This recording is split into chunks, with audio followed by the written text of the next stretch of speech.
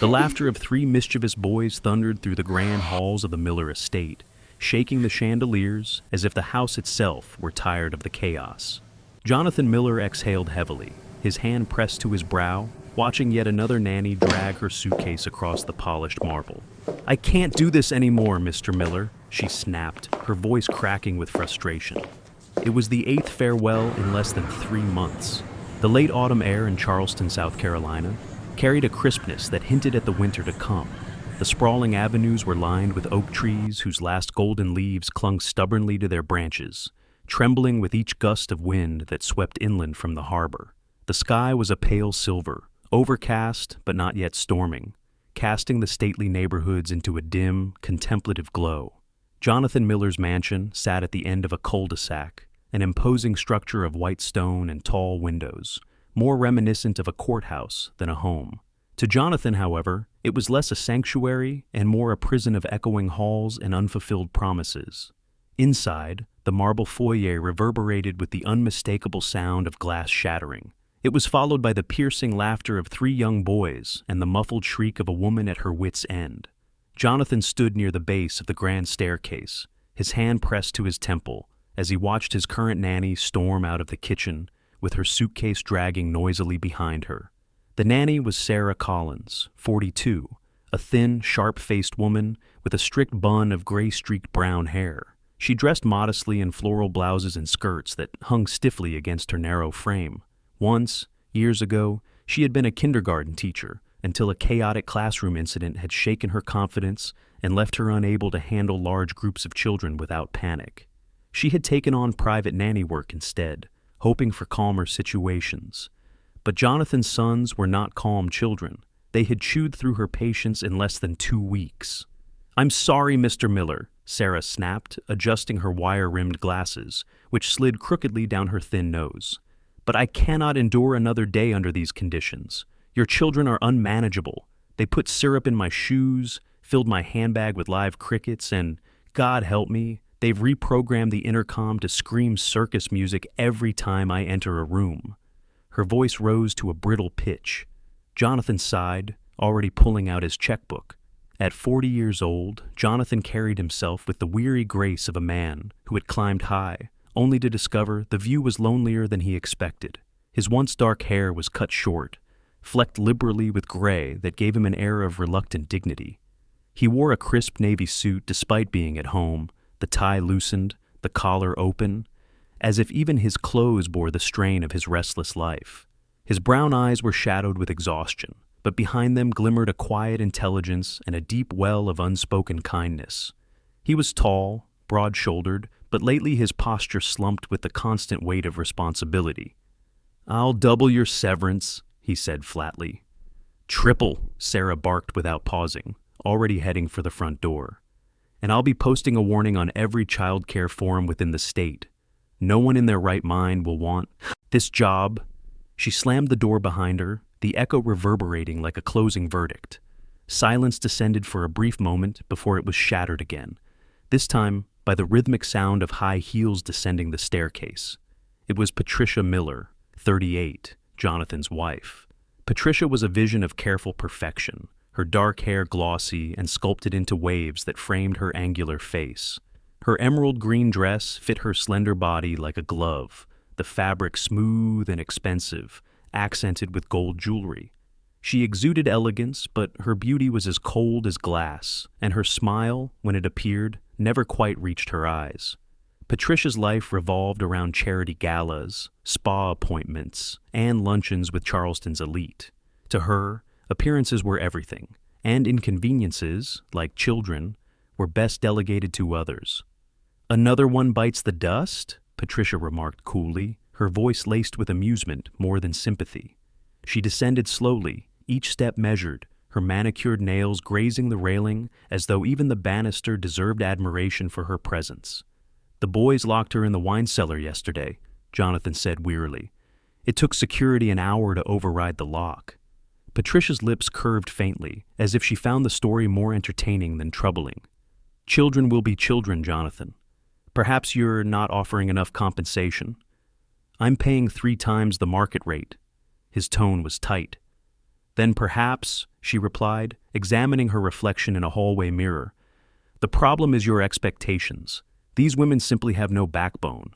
In my day—" "In your day," Jonathan interrupted quietly. "You had never been around children until we adopted ours." Patricia stiffened but did not argue. Instead, she slid on a pair of white gloves and adjusted her earrings. "Darling, I have a spa appointment, followed by lunch, then the gala committee meeting. My schedule is full. You'll have to sort this out yourself." And with that, she swept out of the house, leaving behind only the faint scent of her expensive perfume. Jonathan exhaled heavily and rubbed his brow. The faint thundering of footsteps warned him before it happened. The triplets came bounding down the staircase like a tidal wave. At 7 years old, the Miller triplets were chaos embodied, though each had his own distinct role in the storm. Ethan Miller, the ringleader, wore a bright red t-shirt and khaki shorts. His messy brown hair stuck up in every direction, and his hazel eyes gleamed with mischief. He was bold, unafraid, always the first to suggest pranks and push boundaries. Caleb Miller, the strategist, was quieter, with neat dark hair and thoughtful brown eyes. He wore a pale blue shirt tucked into jeans, and though he spoke softly, he was always calculating, planning, ensuring their schemes worked. Noah Miller, the charmer, was the performer of the trio. His honey-colored hair fell into his eyes, and he wore a gray hoodie with sneakers scuffed from endless running. Noah could distract adults with an innocent grin, while his brothers wreaked havoc. The three of them skidded to a halt at the bottom of the stairs, panting but grinning broadly. "We're sorry about Mrs. Collins," Ethan said, though his crooked smile betrayed little regret. Jonathan folded his arms. "This is the 7th nanny in 3 months." "We didn't mean to make her cry," Caleb murmured, his small voice soft but deliberate. "We just wanted to see if the cellar lock worked." "And I wanted to see if her wig stayed on when she ran," Noah chimed in, laughing at his own joke. Jonathan sighed. His stern expression softened as he knelt to their level. For all their energy, they were still children who had already faced more abandonment than most adults could comprehend. Their pranks weren't just mischief. They were walls, defenses against the inevitability that yet another adult would walk away. "They always leave anyway," Ethan said suddenly, his grin faltering. His voice was small now, fragile. Jonathan's heart tightened. He cupped his son's chin gently. "I'm not going anywhere. Not ever. I am your father, and no matter what happens, I will always be here." The three boys nodded solemnly, though doubt lingered in their young eyes. To break the heaviness, Jonathan rose and forced a smile. "How about pancakes? We'll make them together. No tricks, no syrup and shoes, just breakfast." The boys erupted in cheers, their voices filling the empty house with a fleeting warmth. As Jonathan led them toward the kitchen, a faint scratching sound caught his ear. Turning, he saw the family dog lumbering in from the side door. This was Shadow, a 10-year-old German shepherd. Age and illness had stolen his sight, and a white silk bandana was tied gently over his eyes to shield them. His fur was a regal blend of black and silver, though thinning around the muzzle. Despite his blindness, Shadow moved with careful dignity, guided by memory and scent. He had once been a working dog, trained for search and rescue, until an accident left him blind. Jonathan had adopted him from a shelter, drawn by the animal's quiet resilience. Shadow was calm, loyal, and protective, sensing moods with uncanny precision. To the boys, he was both a companion and a confidant, always there to nuzzle them after their schemes backfired. As the triplets knelt to ruffle Shadow's fur, the dog wagged his tail slowly, pressing his head against their small hands. Jonathan watched the scene, and for the first time in weeks, a fragile hope stirred inside him. Perhaps chaos could still give way to connection. Perhaps, with the right person's help, they could find balance. But for now, Jonathan rolled up his sleeves and stepped into the kitchen, ready to flip pancakes while the boys measured flour with deliberate, messiness. For one morning at least, he could hold together the illusion of a family not fractured, but whole. The morning after Sarah Collins stormed out, Charleston was washed in the pale gold of a hesitant sun, fighting through remnants of gray clouds. The air smelled faintly of salt from the harbor, carried inland on a breeze that rattled the last dry leaves clinging to the oaks along the street. Inside the Miller mansion, silence had temporarily settled.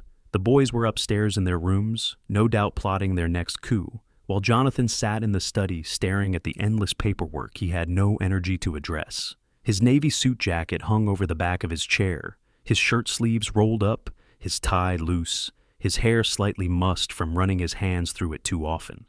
He looked less like a businessman now, and more like a tired father balancing on the edge of surrender. Then came the knock. It wasn't the polished tap of a guest or the impatient hammering of a delivery man. It was steady, deliberate, almost cautious. Jonathan frowned and pushed himself to his feet, striding to the door.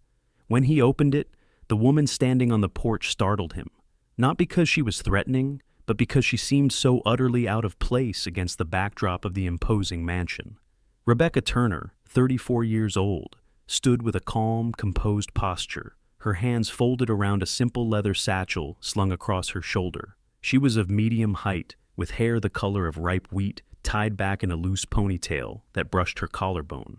Her face was oval, her features soft yet resilient, with green eyes that held a quiet steadiness.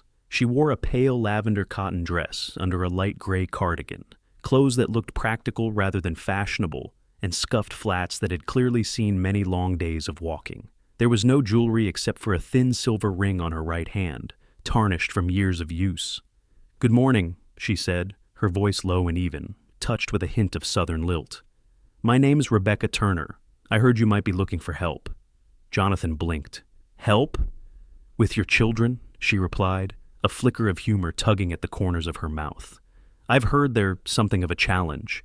It was unusual, even presumptuous, for someone to arrive without an appointment, without a reference letter in hand. Jonathan almost closed the door, but something in her manner stopped him. There was no desperation in her eyes, no arrogance either, only a quiet assurance, as though she knew chaos when she saw it and did not fear it. "You've heard right," Jonathan said dryly. "But I'm not in the habit of hiring strangers who appear uninvited at my door." Rebecca tilted her head, unruffled. "That's fair. But children don't wait for schedules, Mr. Miller. Sometimes they need someone who's willing to walk in, no notice, and meet them where they are." From upstairs came a sudden crash, followed by laughter, sharp and triumphant. Jonathan closed his eyes briefly. That would be them. Rebecca smiled faintly. "Then why don't you let me try? 1 hour. No pay unless you see a difference. If nothing else, I'll save you the trouble of cleaning up whatever that noise just was." Jonathan studied her, uncertain, until a sound behind him drew his attention. Shadow padded into the foyer, nails clicking softly against the marble. The old German shepherd tilted his head toward the open door, his white bandana catching the dim light. Despite his blindness, his ears pricked forward with alert curiosity. Slowly, deliberately, he walked past Jonathan and stopped in front of Rebecca. The dog sniffed the air, then lowered his head and pressed it gently against her leg. Rebecca's hand, instinctively gentle, slipped down to rest between his ears. Shadow wagged his tail once, firmly, then sat at her feet like a sentinel. Jonathan's eyes widened.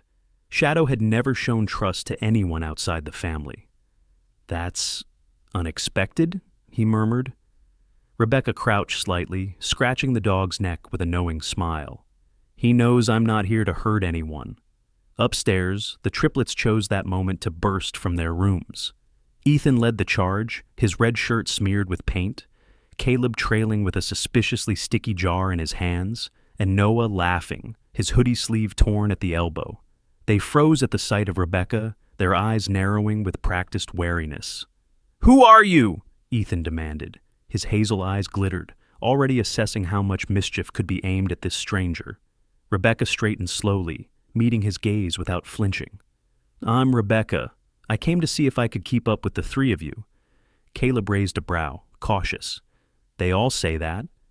"And then they leave," Noah added brightly, though his grin faltered when Shadow leaned his head against Rebecca's knee again. "But Shadow likes her," he said, his tone suddenly more serious. Rebecca's eyes softened. She took a small step forward, careful not to crowd them. "Tell you what, why don't you show me what you were about to do before I walked in? If I can survive it, maybe you'll let me stay." Ethan's grin returned in full force. "Deal." They dragged her into the playroom, a sprawling space filled with scattered toys, overturned cushions, and the beginnings of a makeshift contraption involving rubber bands, empty soda cans, and the pulley from a broken window blind. Jonathan followed, arms folded, prepared to intervene when this inevitably went wrong. The boys explained, talking over each other, that they were building a rocket launcher for stuffed animals. Sarah Collins had forbidden it. Most adults had. Rebecca listened patiently, nodding, asking questions. Then, instead of shutting it down, she said, "All right, if it's a rocket launcher, let's make it work properly. But we'll need math. Angles. Balance." Ethan frowned. "Math. Physics," Caleb corrected with sudden interest. Rebecca smiled. "Exactly. I'll show you how to calculate trajectory. You help me build. But we only launch plush toys, nothing breakable." The boys looked at each other, surprised. No adult had ever suggested improving their schemes, only ending them. Slowly their suspicion gave way to excitement. They scrambled to fetch rulers, notebooks. Even a calculator Noah had stolen from Jonathan's desk. Rebecca guided them through the experiment, turning their chaos into structure. When the launcher finally hurled a teddy bear across the room and into a laundry basket, the triplets exploded with cheers. Jonathan stood at the doorway, stunned. He hadn't seen his sons this focused or this joyful in months. Rebecca, flushed but calm, simply dusted her hands and said, "Well done. That's teamwork." For the first time in weeks, Jonathan smiled. Shadow barked once, sharp and approving, as if sealing the choice that had already been made. He patted across the room and curled at Rebecca's feet, the final confirmation. Rebecca glanced at Jonathan. "So, about that hour?" Jonathan's reply was quiet, but his eyes held something new, relief. "You may have just earned yourself more than an hour." The weeks that followed Rebecca's unexpected arrival brought a subtle shift to the mansion.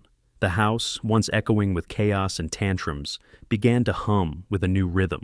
The boys, still mischievous, now directed their energy toward the games and lessons Rebecca devised. Jonathan watched them from his study window one afternoon as they balanced rulers on chairs, timing marbles rolling down tracks she had shown them how to build. Their laughter was still loud, still wild, but it carried joy instead of defiance. Jonathan had not realized how much he missed that sound. Yet, as peace seeped into his children's lives, the fracture in his marriage with Patricia only deepened. She noticed Rebecca's presence with narrowed eyes and thin smiles. She never confronted Jonathan directly, but made her disdain clear in whispered remarks to friends during luncheons, and in the dismissive way she referred to Rebecca as the help. Jonathan, once skilled at avoiding conflict, now found himself growing impatient with his wife's cool detachment. One evening, during a rare dinner together in the ornate dining room, Patricia appeared in a fitted black gown, her hair styled to perfection, her perfume overwhelming the roasted chicken on the table. She toyed with her wine glass, swirling the dark liquid without drinking. "You look tired, Jonathan," she said without glancing up. "I am tired," he admitted. "Tired of watching strangers raise our children while their mother refuses to notice them." Her lips tightened, her perfectly arched brows lifting slightly. "They are your idea, Jonathan. I never wanted children. I told you that before we married." The words landed like ice. He knew them already, but hearing them aloud while their sons laughed in the next room cut deeper than before. He set his fork down and looked at her across the glittering table. "And yet, here we are. They're ours now, Patricia. They need more than your appearances at galas and photographs for magazines." Patricia's smile was sharp as glass. "If you cannot manage them, hire more staff. That's what money is for." Jonathan stared at her for a long moment. In her eyes, he saw nothing of warmth, nothing of family, only calculation. That night, lying awake in his study, he began to shape a plan, reckless perhaps, but necessary. He would test her love. If money was the glue holding her here, he would strip it away and see what remained. Meanwhile, Rebecca's bond with the boys grew stronger. She never scolded unnecessarily, but she was firm, guiding their energy into creation rather than destruction. They responded with a loyalty that startled Jonathan. One afternoon, he overheard Ethan telling Noah in a conspiratorial whisper, "She's different.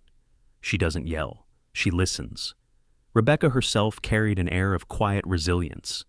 At 34, she looked young when she smiled, but older when she thought she was unobserved, her eyes clouded with Something unspoken, she had a habit of tracing the rim of her silver ring when lost in thought, her face softening into an expression of pain that Jonathan did not dare to ask about.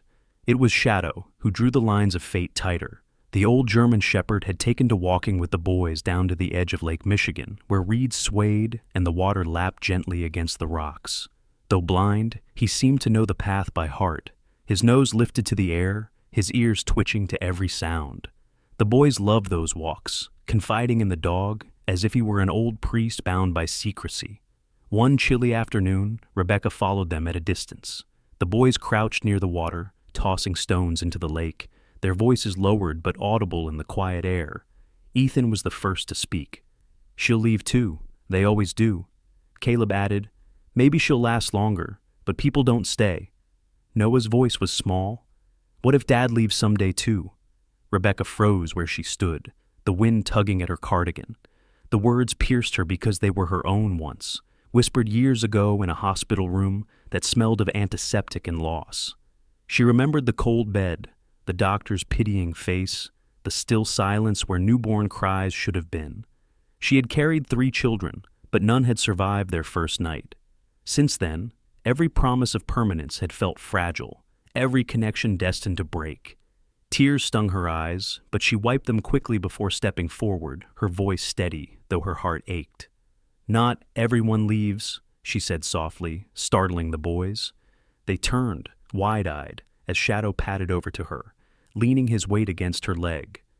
"Sometimes people stay, even when it's hard." The boys stared at her, measuring the truth in her words. Ethan finally asked, "Do you promise?" Rebecca crouched, her hand resting on Shadow's head. "I promise to try, and I don't break promises easily." It wasn't the grand reassurance they wanted, but it was honest. And for children who had learned to distrust easy assurances, honesty mattered more. That night, Jonathan found Rebecca in the kitchen, her back to him as she rinsed the dishes. He watched her for a moment, noticing the quiet efficiency of her movements, the way her hair slipped loose from its tie. "You've done more in a few weeks than anyone else managed in months," he said quietly. She glanced over her shoulder, offering a small smile. "They just need someone who sees them for who they are. That's all any child wants." Jonathan studied her, his chest tightening with a mix of gratitude and something else he could not name. But beneath that warmth, shadows loomed, the cracks in his marriage widening, the secrets Rebecca carried in her guarded silence. In the reflection of the window, he saw the storm gathering long before the clouds would break. The storm broke on a Thursday evening. Charleston streets glistened under a relentless rain, droplets beating against the windows of the Miller mansion like impatient fingers. Inside, the grand home felt colder than ever. Jonathan sat in the study, the fire at his side reduced to embers, papers scattered across his desk, mock bank statements, staged letters, carefully constructed illusions of financial ruin. He had spent nights working with an old college friend, Thomas Hargrove, a discreet accountant in his 50s. Thomas was heavy-set with thinning blonde hair, his ruddy face marked by years of bourbon and stress. Loyal to Jonathan since their fraternity days, he had agreed to help craft the believable story of bankruptcy. When Patricia arrived home that night, the plan was ready. She swept into the study in a crimson dress that shimmered like fire under the chandelier, her diamond earrings catching the light. Her expression, however, was one of mild irritation. Jonathan had interrupted her dinner plans by asking her to come home early. "You look grim," she said, setting her purse on the polished mahogany desk. "What now?" Jonathan's gaze was steady. "We've lost everything, Patricia. Investments collapsed. The house may have to be sold." For a moment, silence. The only sound was the rain pelting the glass. Then Patricia laughed, a short, sharp sound, like glass breaking. "Is this some kind of joke?" "I wish it were," Jonathan said. He slid the falsified documents across the desk. "This is real." Her face changed in an instant. The mask of charm fell away, replaced by cold calculation. Her jaw tightened, her eyes narrowed. "You've ruined me," she hissed. "Do you have any idea what this will do to my reputation?" "To our family," Jonathan corrected. Patricia's lip curled. "Family? You mean those 3 brats you forced into my life? I never wanted them, Jonathan. Never. And now you expect me to stay here and play mother in a ruined house? The words struck like daggers. Jonathan's hands clenched, but he kept his voice even. So you're leaving? Yes, she spat. I'm filing for divorce, effective immediately, and you can keep your little circus. I'll not waste another year here. She snatched her purse and stormed out, her heels clattering against the marble, the front door slamming behind her. From the hallway, small faces peeked around the corner. Ethan, Caleb, and Noah. They had heard enough to know their world had cracked open. Noah's lower lip trembled. Ethan's eyes burned with silent rage. Caleb pressed his hand to his brother's shoulder, though his own face was pale. Jonathan went to them, kneeling low, gathering them in his arms. She made her choice, he whispered, but I will never make that choice. Not with you. Rebecca stood nearby, her cardigan wrapped tightly around her, her expression unreadable yet filled with quiet sorrow. She didn't speak until later that night, when the children finally slept and the house was heavy with silence. They sat in the kitchen, a single lamp casting soft light. Jonathan leaned against the counter, his tie undone, while Rebecca dried the last of the dishes. Shadow lay curled at her feet, his breathing steady, though his ears twitched at every sound. She didn't even look at them, Jonathan muttered. Not once, just walked out. Rebecca's voice was low. Some people can't see what's right in front of them. She paused, her hand trembling as she placed the dish aside. Jonathan, there's something I've never told anyone here. He looked up, sensing the weight in her tone. I had children once, she said. 3 of them, triplets. They were born on July 15th, 7 years ago. Too early, too fragile. The doctors told me they didn't survive the night. Her green eyes glistened but held steady. I buried them in my heart that day, and I never spoke of it again. Jonathan felt the world tilt. July 15th. The very birthday of Ethan, Caleb, and Noah. He stepped closer, his voice barely audible. Rebecca, what are you saying? I don't know, she whispered. But when I look at them, I feel something I can't explain, as if I've known them forever. Before Jonathan could answer, Shadow's sudden bark shattered the stillness. The dog rose, stiff-legged, facing the hallway, growling low. Jonathan followed, Rebecca close behind. The old shepherd, though blind, padded swiftly toward the library. There they found it. Patricia, in her haste to leave, had left behind a half-burned folder in the fireplace. The flames had died before devouring it completely. Jonathan pulled the charred papers from the ashes, his hands shaking. Among them were hospital forms, smudged but legible, bearing the name Rebecca Turner. Dates aligned perfectly with the birth certificates of Ethan, Caleb, and Noah. Jonathan's breath caught. She knew, he whispered. Patricia knew. Rebecca pressed her hand to her mouth, tears spilling now. They're mine, she choked. They're ours. The dog barked again, urgent as if to confirm the revelation. Shadow, blind yet unwavering, had led them to the first crack in Patricia's lies. The storm raged outside, but inside the mansion, a deeper storm had broken. The terrible truth that bound them together and condemned Patricia. The days that followed were heavy with revelation. The rain that had battered Charleston gave way to a cool, glass-clear sky, the kind that seemed to scrub the city clean of its shadows. The Miller mansion, once a fortress of secrets, now felt like a place trembling on the edge of rebirth. Jonathan spent long hours with Rebecca poring over the charred hospital records they had salvaged, piecing together the fragments of truth. Each line of ink confirmed the impossible. The triplets were not adopted orphans, but their own flesh and blood. Jonathan contacted the authorities, presenting the evidence. It wasn't long before investigators uncovered more: financial trails, forged documents, and witness accounts linking Patricia to a clandestine adoption network. When confronted, she denied, then raged, then finally fell silent. In the end, her diamond mask shattered in the harsh light of justice. Detective Samuel Briggs, the officer assigned to the case, was a tall, broad man in his early 40s, his sandy hair cropped short, his suit perpetually wrinkled, as if he lived more in the field than in an office. His face was lined with fatigue, but softened by kind gray eyes. He had seen too many broken families and carried their weight in the slump of his shoulders. "This one's different," he muttered to Jonathan after reviewing the files. "Most of the time, kids never find where they came from. You're lucky to have uncovered it before it was too late." Jonathan thought of Rebecca, of the boys, and the word lucky felt too small for the miracle that had unfolded. Patricia was arrested quietly, escorted from a hotel suite where she had sought refuge among her designer luggage and untouched champagne. The tabloids later splashed her face across the headlines. "Socialite charged in adoption fraud." But for Jonathan, the noise of scandal meant little.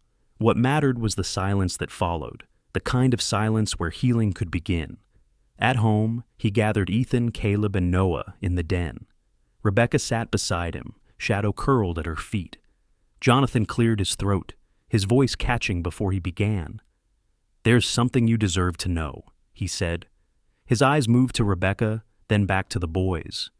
"You've always believed you were adopted, that we weren't connected by blood, but the truth is, you are mine. You are ours. Rebecca is your mother, your real mother." For a moment, the boys just stared. Ethan's brow furrowed, Caleb blinked rapidly, and Noah tilted his head as though uncertain he had heard correctly. Then the meaning sank in. Noah leapt up first, throwing his arms around Rebecca. "We have a mom! A real mom!" Caleb followed, tears shining in his eyes though he tried to hide them.